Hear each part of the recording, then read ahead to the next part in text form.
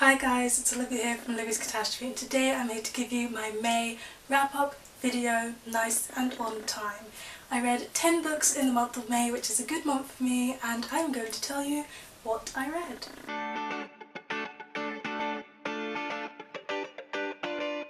So the first book that I finished was Unravel Me by Tahira Murphy. I started this in the Grab On Readathon and I finished it in the month of May. It was something. If you've seen my review of Shadow Me, you know I didn't quite like the first book. It was definitely a love-hate relationship, and this one was noticeably better than the first book, which is definitely a good sign, but at the same time I still had that love-hate relationship thing going on. I think that the love relationship in this one is out of the window. It's absolutely crazy. But what this book did do, which I never really have had happen, is that I switched my perspective. In the first book I was shipping her with Adam, and now I've switched in my triangle opinion to being Team Warner, and that switch rarely happens with me. Usually when I'm with a ship, I'm with it for life. I can only think of one other series where that has happened before, and that is The Raven Cycle. So yes, definitely better than the first book, but it's still a pretty bad book. The writing could use improving, the plot is just like, what? There's no world building. Whew, I need to do another rant review about this one. My buddy read Little Fires Everywhere by Celeste Ning, I believe that's how you say it, with a touch of starlight or something like that on Instagram. I'll leave a link to her username down below. But yes, this book is about a rich family who live in Shaker, and they have a second, house, and they rent it out to people who could do with cheaper rent. And they choose to rent it out to Mia and Pearl, a mother-daughter combo. Mia is an artist and Pearl is a very, very smart younger child.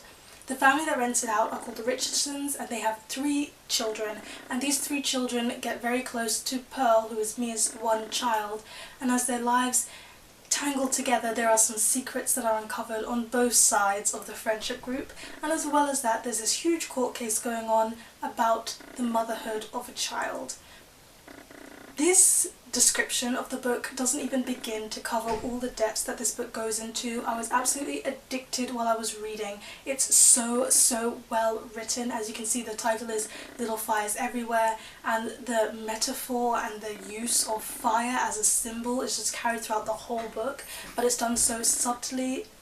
It's done so subtly and not overdone that you can just appreciate the author's craft. The characters are so well developed. I absolutely loved reading this one completely. I've already filmed my review, so that should be up sometime soon, but yes, 5 stars, definite recommend. This is not young adult, it's an adult book, but it doesn't really matter. It's for all ages really. Well, not all of them, not the younger ones, but it's still enjoyable.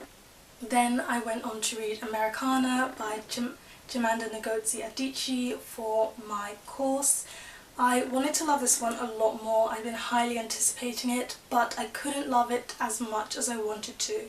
But having said that, this book is still one worth reading because there are so many good things and accurate things said about racism, about privilege, about being black and being proud, about classism, about elitism, about being an immigrant. There's just literally so many different themes covered in this book, and the themes are just covered so well that I have to applaud the author for this. Like, when I was reading it I was like, wow, I'm learning, wow, I'm appreciating, and wow, I can relate.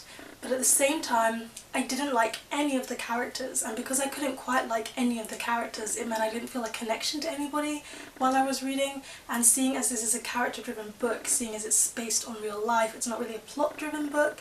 There is a plot, kind of a love story kind of going on in the background, but it wasn't really doing anything for me, so I couldn't enjoy it as a book, but I could enjoy it for the ideas that I got, if that makes sense.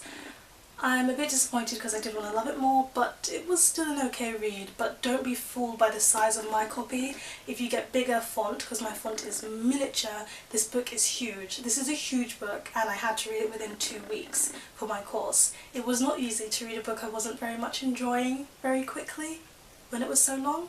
I'm filming this on the 31st of May, and I literally just finished reading Ariel by Plath. This is a poetry collection and it was written right before she died. Sylvia Plath committed suicide, and this was written in a bout of creativity right before she committed suicide.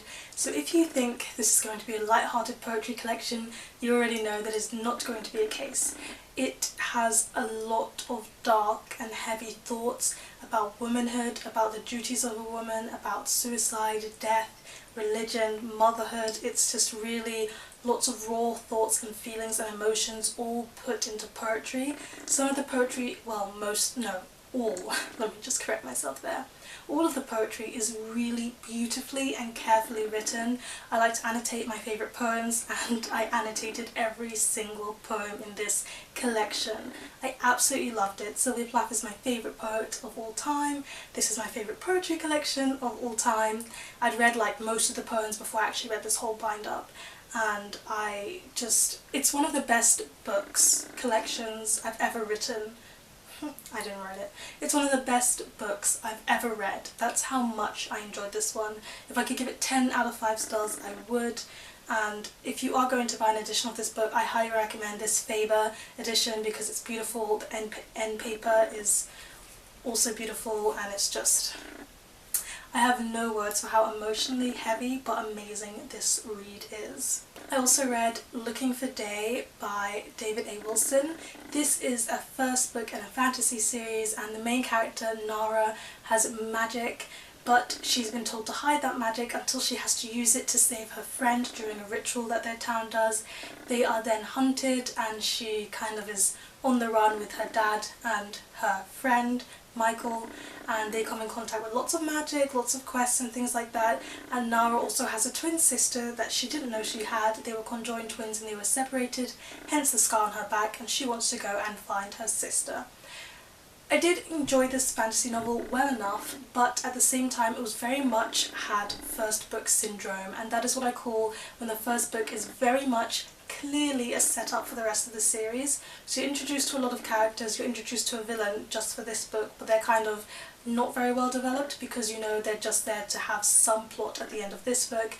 There's the usual training montage and so on and so forth. You're really getting a grip of the characters and the plot is not so strong. I think with the series going on it will definitely get better. There's so many series that have like first book syndrome, it's insane, but it is, you know, what it is. I enjoyed it, but it wasn't the best. I have a full-blown review of this one on my blog, so link down below if you want to check that out. And I also finished reading Flash Fiction Forward, and this is the one that was edited by James Thomas and Robert Shepard. So I've been reading a lot of collections, as you can tell, and this is just flash fiction, so I think way shorter than 1,000 words, maybe even shorter than 700 in a lot of the cases. And as you can see, I've marked quite a few different short stories here that were my absolute favourites. It's quite a mixed bag, as you get with any bind-up collection that's made by lots and lots of different authors. They're not famous authors, but it's great for me to be introduced to new authors this way. I think I'll try and look into some of them, see if they've published any other work. But yes, there's some really good ones and some very inspiring ones as well. I read Dear Millennial by Shilan Ginga, I believe that's how you pronounce it. Now, this book was problematic for me on a lot of levels. So it's a motivational book targeted towards millennials to help them to, you know, activate their legacy and what they should be doing in life. And I just felt like a lot of the stuff that she mentions I already knew or I already did because I have a blog, because I'm trying to make money from my blog and so on. So maybe I wasn't quite the target audience for this book. Maybe it was for someone who doesn't quite know what they want to do in life and they're trying to figure it out. But my biggest problem with this one is the sweeping statements that she makes, that she kind of generalizes the stereotype of a millennial.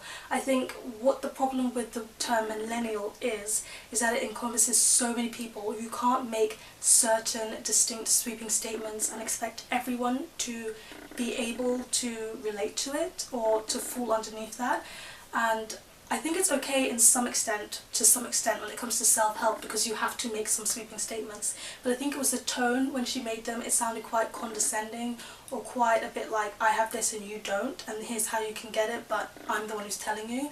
So it felt not very motivational in that way. She has some strong opinions and I didn't agree with all of them, and that was also problematic. So I can't really recommend it at all. Maybe it's just not for me because I wasn't the target audience, but too many sweeping statements. You got to be really careful with those. Then I did a reread of Sir Gawain and the Green Knight, and that was because I have an exam tomorrow on this book. Yes, I'm filming a video and I have an exam tomorrow, and I just thought I'd reread it so I kind of knew my stuff inside and out. I also, you know, big textbook, I'm going to put it down, but you can see it's from the Norton Anthology. I read Venus and Adonis by Shakespeare, again for my exam, and I also read Hero and Leander by Christopher Marlowe, again for the same exam. Both of those were okay reads, they're nothing special, and I don't really want to say much about them except acknowledge that I did read them. Yes, so those are all the books that I read in the month of May. Please let me know in the comment section down below what was the last book that you read and what your thoughts on it were. Please give this video a thumbs up if you enjoyed it, hit the subscribe button if you want to see more, and don't forget to hit that notification bell to be updated every time I have a new video. Thank you so much for watching, and I'll see you in the next one. Goodbye.